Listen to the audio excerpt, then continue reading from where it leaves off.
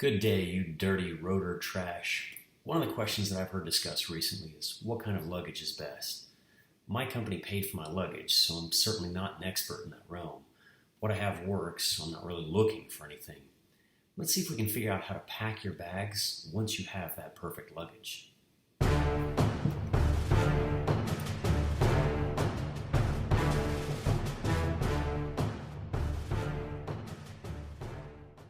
So one of the first things that I have is my uniform. I've got everything ironed over here. I put starch in the seams on my pants so that they look neat. I've got my belt set up. I put all my stuff on and I have my epaulets on my uniform already. My tie is around my uniform along with my R-tag tie bar. I've got my ID over here, my pin that I wear in my uniform, and my sunglasses. Super important to have sunglasses whenever you're flying around up above, the cloud layers, and it's always sunshiny up there and it's bright. I keep a bottle of starch just for that stuff so that I can make sure that my seams on my uniform look neat. My job is to look better than the captain, because if I look better than the captain, I'm outdressing everybody and I look even more professional. So we come over here and I have my bags. I've got my jacket laid out on top of my bag so it's ready to go. Whenever I get to Burlington, Vermont, and it's 64 degrees at 6 o'clock at night, and it's 40 degrees at 4 o'clock in the morning when I'm showing up at the airport, that can get pretty rough. I've got my Luggage Works bag over here. This was issued by my company, and inside of my Luggage Works bag, I've got all kinds of cool things. So we'll take a look at that. First thing that I look at is back here, I have my R-tag sticker, because that's important, and I have my passport. You've got to have a passport whenever you're traveling internationally, so I make sure that's always in my bag. I'll usually open this side up after I get a bottle of water from the flight attendants on my first leg, and that's where I'll carry my water while I'm traveling around the airport. We take a look at the inside of this thing, and I've got a few things. My company requires that I have a crew tag, so I picked up some R-tag crew tags at the last convention.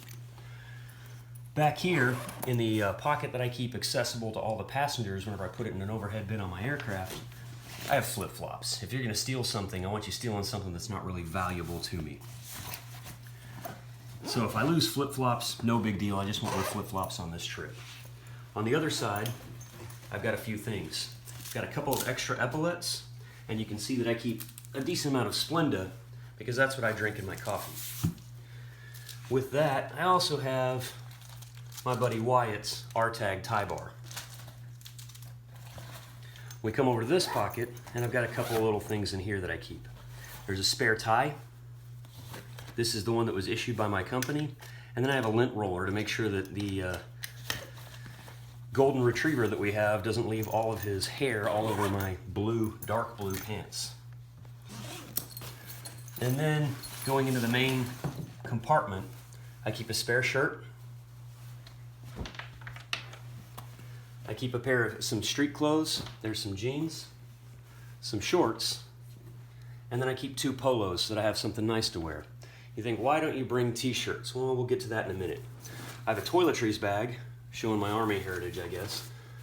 And then I have a couple of running shoes because I like to do some kind of workout when I'm in the hotel. Inside my running shoes, I keep another bottle of starch so that I can starch my uniform while I'm in the hotel. Apart from that, I've got a couple of small things in here, like a book that I'm currently reading about persuasion and the art of persuasion. And then I come to 2 packing cubes. All of my packing cubes are packed identically.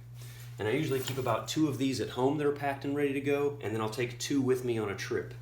Each packing cube has 2 days worth of uniform requirements. So my uniform requirements are socks, underwear, and t-shirt.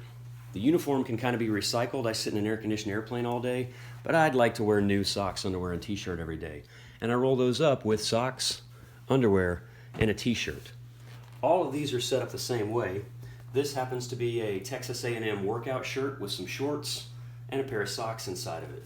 There's another one for uniforms, and then I have a spare t-shirt in case I just want to wear a t-shirt and shorts whenever I go out for dinner, and some underwear just in case I need an extra pair, and another set of workout socks. The other packing cube is packed exactly the same way.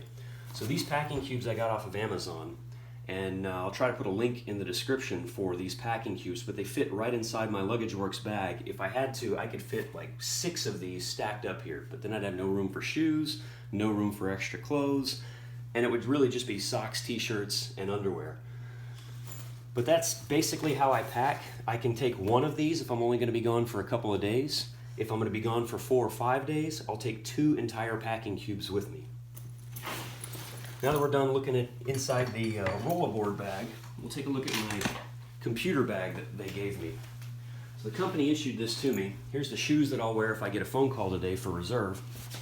But inside of this, I keep all kinds of fun little items. I've got a charging cable for my iPad and a crew card or crew tag that used to be on the outside that has my name and address on it. Now I have my RTAG crew tag on the outside.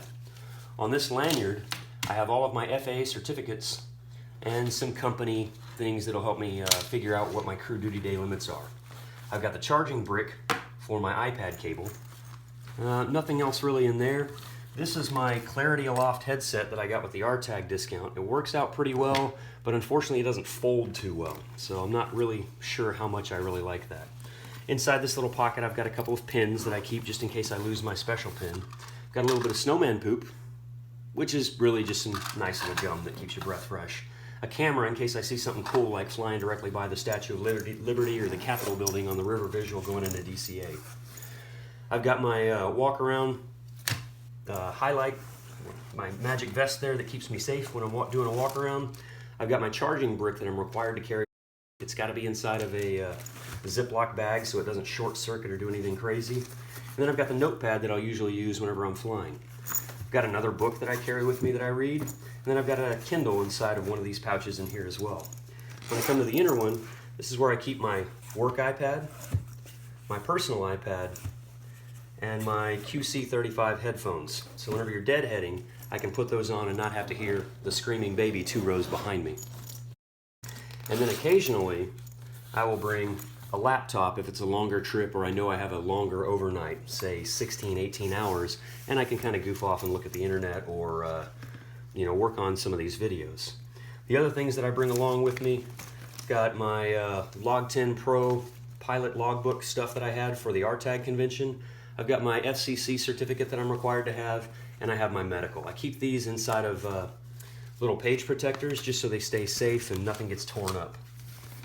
That's really what I have packed on just about every trip. So I know it doesn't seem like a lot, but I pack pretty much the same way every time. That helps me to know where everything is and to make sure I have everything that I need. The last thing you want to do is drive for an hour to the airport and find out that you forgot your company ID back at the house, or you forgot to bring your sunglasses or your company iPad. Utilizing packing cubes lets me ensure that I have the right amount of clothes both for my uniform and my layovers. It makes it really easy to swap my suitcase if I go from one trip to another, with only one night at home. I hope that this helps, and as always, good luck with your transition.